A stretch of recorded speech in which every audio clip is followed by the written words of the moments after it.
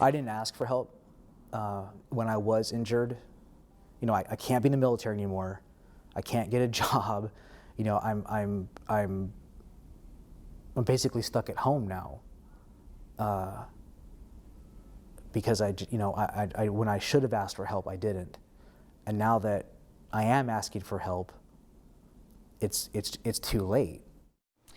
That was John Muschetti, a U.S. Navy veteran who suffered several severe brain injuries during his service in Iraq and Afghanistan. Now retired, John struggles with civilian life, but he's found strength through a non-traditional method of treatment, film. Our own Karen McBride explains. Thanks, Richard. Every day, 22 veterans commit suicide. That's according to the VA. And many others suffer daily the physical and emotional toll of war. And Benjamin Patton, the youngest grandson of famed World War II General George Patton, has developed a unique program to help veterans like John Muschetti deal with traumatic memories. What we do is we use filmmaking as a therapeutic intervention for veterans coping with service-related stress, the primary one being post-traumatic stress.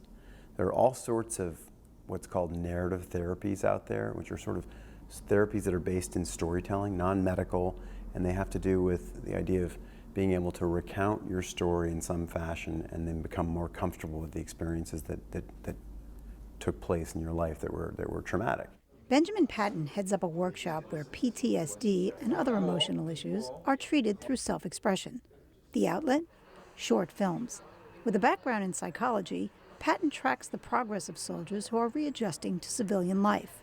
And while these exercises are not typical therapy, Patton continues to see remarkable success.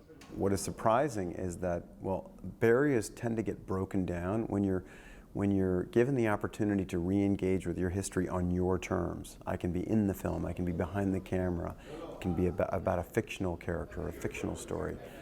So there are all kinds of opportunities for me to protect myself from having to re-experience a trauma.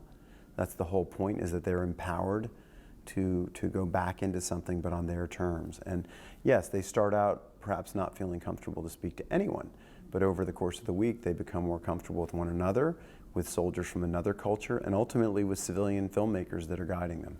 Patton's creative approach to therapy is precisely what appealed to John Muschetti and led him and his family to make a film, an experience Muschetti described as quite an eye-opener.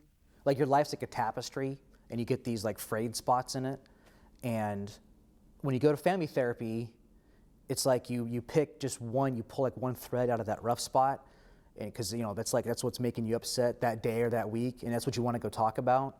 So you don't address everything. You just you go to a therapist and you really just address, like, man, like, she pissed me off so much yesterday, and I just I want to get this out. So you go so you can have your your mutually beneficial argument with the therapist.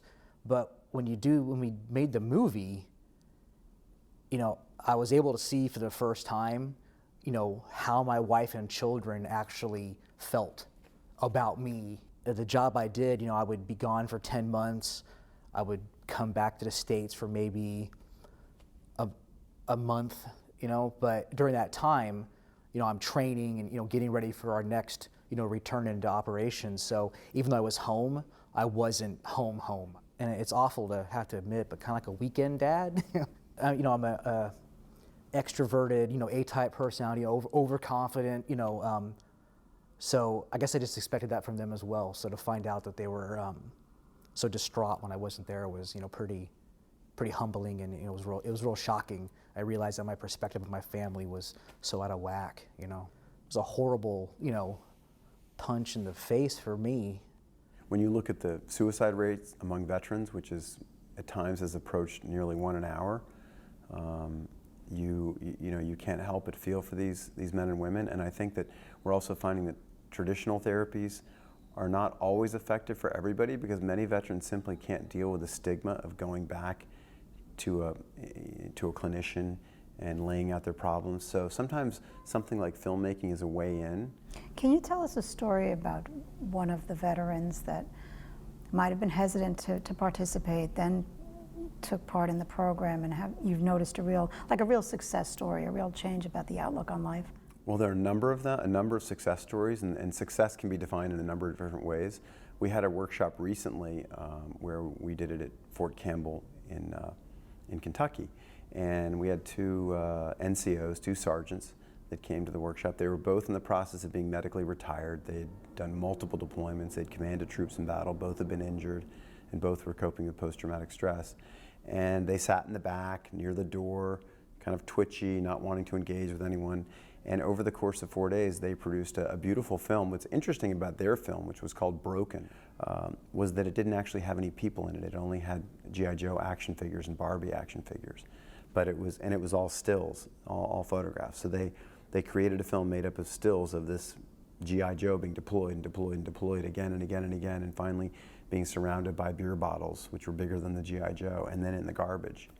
And ultimately, I think in the final scene, you saw one human being, a woman, come and pick the G.I. Joe up out of the garbage, wipe off the dirt, and walk off with it. Now those veterans, I mean, I can't say that this is a one-stop shopping opportunity, but both of them have been helpful to us in subsequent workshops. Both of them have helped us promote the program. One of them went on an NPR program with me, and they're just developing a bit more of a positive attitude. They're more open to getting help, and I think they're more open to the idea that others can understand what they've endured. Patton's grandfather, General George Patton, is an American legend, one of the most decorated generals of World War II. And it's no secret that he had little patience for emotional stress. Certainly, General Patton did not have a lot of sympathy for battle fatigue, as it was called back then, and maybe your dad as well. What would they think of this project? Well, I think that certainly people remember the famous incidents that happened in Sicily in the summer of 1943, where my grandfather had a very somewhat violent reaction to someone that supposedly had post-traumatic stress. But I think that's also representative of his generation, and even my father's. I mean, the term post-traumatic stress disorder wasn't even coined until the mid-1970s. So I think, as far as what they would think of what I'm doing, I think they'd be quite proud, because they're probably not as well known for this fact, but both of them cared deeply about their soldiers. And they certainly did not understand post-traumatic stress, but really very few people did in their eras.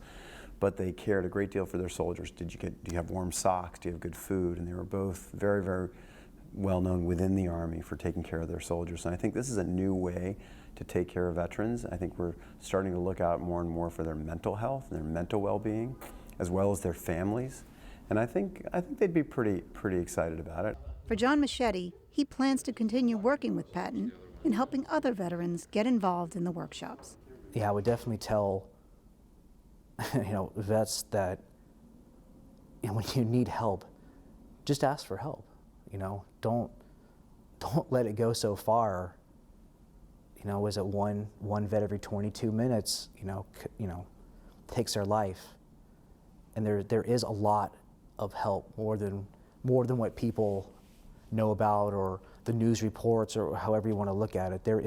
Help is available. So my ultimate goal is to provide an alternate pathway for veterans to get help and to begin to be open to the opportunity to be healed. I think that's the thing. I think every veteran, to some extent, has to make a decision to invest in their own recovery, and this is one of the ways that we that we enable them to crack the door open a little bit and want to seek help and want to be understood. Patton's program is entirely funded by corporate and family foundations and individuals. And recently, Patton led a workshop for both wounded American and Israeli defense soldiers in New York City. The event was organized and hosted by Rabbi Uriel Vigler of Chabad Israel Center. You could see my interview with Rabbi Vigler on the Richard French Live YouTube page. And to learn more about Patton's workshops, go to iwastherefilms.org. Thank you very much, Karen. All right, that was a terrific story. And when we come back, we got some Hudson Valley headlines for you, so please stay with us.